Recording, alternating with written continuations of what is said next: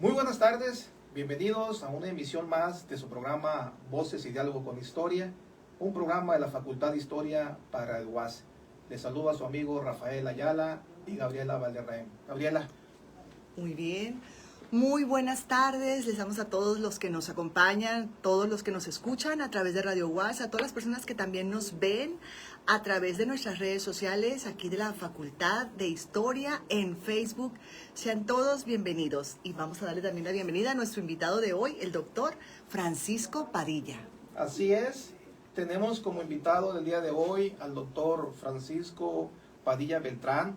Él es el cronista oficial de Culiacán y miembro del Colegio de Historiadores de Sinaloa, quien nos hablará sobre Antonio Nakayama, pieza clave de la investigación histórica en Sinaloa. Doctor Padilla, bienvenido al programa. Muy buenas tardes a todo nuestro auditorio y a ustedes también. Y en principio, pues agradecerles la invitación que me hacen a este programa Voces y Diálogos con la Historia. Muy agradecido con ustedes, sobre todo porque creo que es importante que la historia la estemos recordando en estos tiempos, sobre todo como una enseñanza, pero también como una especie de aliciente, ¿no? Creo que la historia tiene ese carácter también, además de pedagógico. Creo que también es una motivación para seguir adelante, ¿no? Hacia el futuro. Gracias, maestro. Muchas gracias.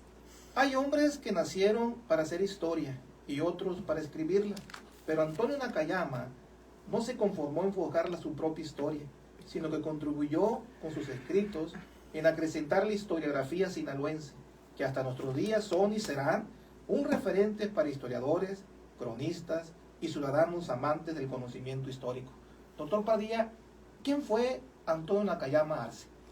Fíjate que es importante recordar a personajes de este tamaño, porque a veces los niños y los jóvenes, incluso gente mayor, a veces desconocen que tenemos personajes que hay que reivindicar y hay que estarlos recordando, sobre todo por las aportaciones que hicieron a la historia y a la sociedad, ¿no? Y en este caso a Culiacán. Lo digo porque hubo un tiempo en que este personaje, Antonio Nakayama, fue un personaje muy cuestionado. Me acuerdo yo por allá en los años 70, cuando estaba el problema del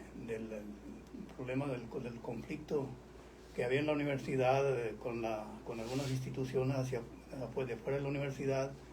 Me acuerdo que se cuestionaba mucho y se anatemizaba mucho la figura de Antonio Nakayama, ¿verdad? Pues fue hasta mucho después cuando ya se empezó a reivindicar, al grado de que la universidad le pusieron precisamente una de las salas de la Casa de la Cultura, lleva el nombre de Antonio Nakayama. En el 84, ahorita lo comentábamos fuera de micrófonos, como también se puso su nombre con letras de oro en el Congreso del Estado, y sus restos precisamente fueron trasladados del Panteón Civil a la Rotonda de los Hombres Ilustres, ¿no? Haciéndole un poco justicia a este personaje, a los cuales los historiadores también le debemos mucho, ¿no?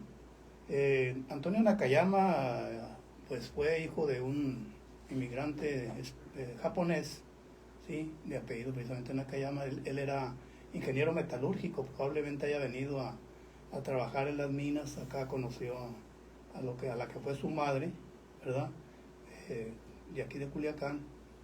Y pues no sé si se casarían, pero sí lo que sí es que tuvieron un hijo, ¿no? Que fue Antonio Nakayama. Y creo que... En 1911. Sí, pues fíjate que es el tiempo de la revolución. El tiempo de la revolución. Le tocó nacer en tiempos también muy convulsivos del periodo de la revolución, y va a transcurrir toda su niñez y juventud en el periodo de lo que se conoce como la posrevolución, ¿no? Entonces, desde muy niño, pues, él... aquí creo que es importante saber por qué los conocimientos y la formación, no académica, porque él no fue académico, pero sí la formación libresca, autodidacta que tuvo Antonio Nakayama. Parece ser que su abuelo, originario de por allá de Sinaloa, era precisamente un gran lector y además era políglota, fíjate. Es decir, hablaba varios idiomas y era un gran lector, y probablemente porque el papá creo que se fue y dejó al niño con la mamá, y el abuelo pues creo que fue el que le tuvo que educar. Por eso es muy importante ver las formaciones que tienen los niños, ¿no? Cómo se van formando a partir de determinada figura, ya sea el padre o la madre. Si el padre, la madre o el abuelo son grandes lectores, se han formado en esta cultura, pues lógicamente que eso se va a transmitir Que repercute a los niños, ¿no?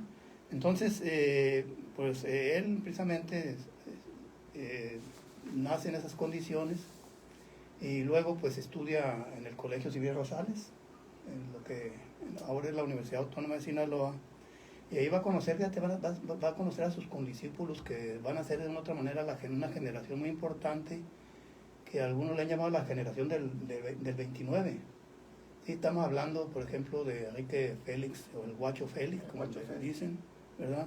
Estamos hablando de Roberto Hernández, de Francisco Gil Leiva, de Carlos Manuel Aguirre, del Tata Jiménez, con los cuales va a ser una generación que van a formar una serie de proyectos culturales, ¿verdad?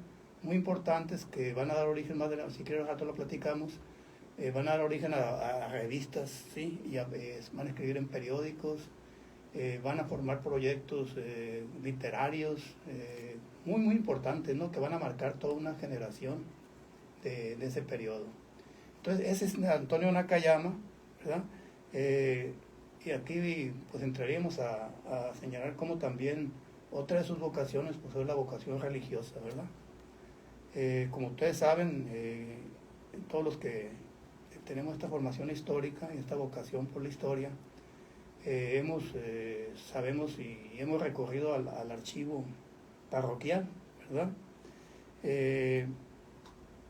Nakayama pues estuvo encargado, fue notario del archivo, estuvo encargado del archivo parroquial, y esto pues le permitió empezar a esculcar los libros, a leer libros, a restaurar incluso libros, porque parece que hasta antes de que entraran de que él se encargara del archivo parroquial ahí en la catedral, nadie había entrado, ¿no?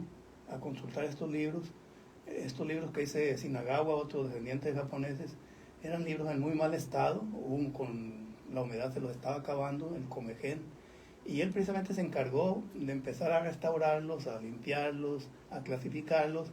Y de conocerlos, ¿no? Y al mismo tiempo empezar a leerlos, y a partir de ahí surgió su vocación por la historia. Sí, es un libro que, de acuerdo a la historiografía sinaloense, marca un hito, por ejemplo, en historia de Nakayama. El libro, el ilustrísimo señor licenciado Lázaro Garza y Ballesteros, sexto obispo de Sonora, impulsor de la cultura del noroeste, ¿no?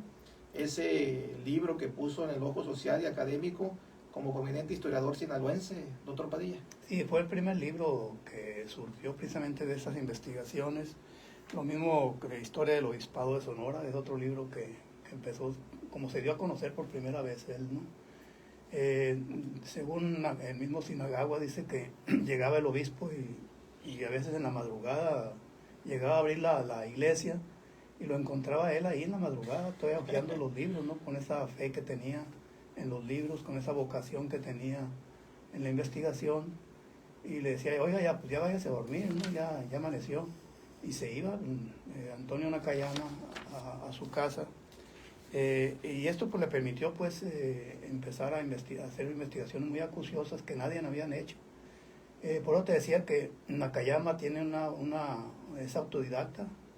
Aquí precisamente en la parroquia fue donde le surgió la necesidad de que estos libros, estos conocimientos que había en este archivo se dieron a conocer a través de las primeras publicaciones que hace. Doctor Padilla, me interesa preguntar después de esta introducción que hace usted, el impacto, la importancia de Antonio Nakayama en la historiografía sinaloense.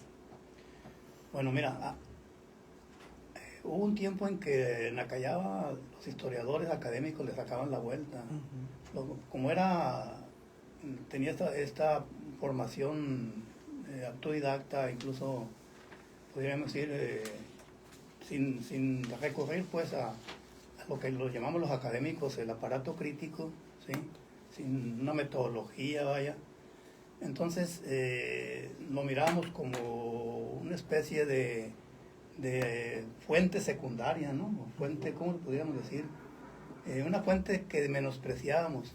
Sin embargo, con el tiempo nos empezamos a dar cuenta que mucha de la información que necesitamos estaba ahí, porque él fue un acucioso investigador de toda esta información, y empezamos a recurrir a él. ¿Y quién no recurre ahorita? A Antonio Nakayama, ¿no? Con tanta bibliografía que produjo, y creo que ahora sí lo citamos nosotros, ¿no? Y, ¿por qué él no citaba? Pues lógicamente que esta forma de escribir pues tenía que ver precisamente con esa pasión, pero el hecho de que no citaran no quiere decir que no citara las referencias, ¿no? A lo mejor no citaba con notas de pie, con otro tipo de notas, pero sí señalaba dónde sacaba la información, en qué libros estaba, ¿no?, esta información, ¿no? Y eso, pues, de una otra manera, a nosotros nos sirvió como referencia. Otra cosa que es interesante recordar es que, pues, él tenía también una vocación religiosa, ¿no? Él pertenecía a la Asociación Católica de la Juventud Mexicana. Y esto incluso más adelante, pues, a mucha gente lo llevó sobre todo la gente de izquierda, ¿no? En aquel tiempo que militábamos en la izquierda, lo llevamos a caracterizar como un historiador conservador. ¿Sí? Conservador que había que menospreciar. Después nos dimos cuenta que habíamos cometido todos un error, ¿verdad? Y empezamos ya a reivindicarlo. Y luego viene una segunda etapa, ¿no? Ya que Nakayama pues ya se hace mayor, porque él también tuvo una vena política, no sé si para bien o para mal, pero ahí tuvo experiencias muy negativas, ¿no? Unas consecuencias negativas para su persona y para su economía, porque resulta que él era muy amigo de Clemente Vizcarra Franco. Clemente Vizcarra Franco pues era poeta, era prosista, pero también era político, ¿sí? Llegó a ser senador, diputado y senador, y Antonio Nakayama Arce, siendo muy amigo de él, pues lo jaló hacia esos lares de la política, y lo convirtió precisamente en su ayudante, de tal manera que fue secretario general de gobierno, y luego fue también oficial mayor de gobierno, y tuvo una comisión que se llamaba la Comisión de Límites del Gobierno del Estado de Sinaloa, y pues el hecho de que estuviera participando en política pues lo llevó también a tener conflictos políticos con algunos sujetos, Vamos, ¿no?, a hacer, de la política. Vamos a hacer un corte, una pausa. regresamos.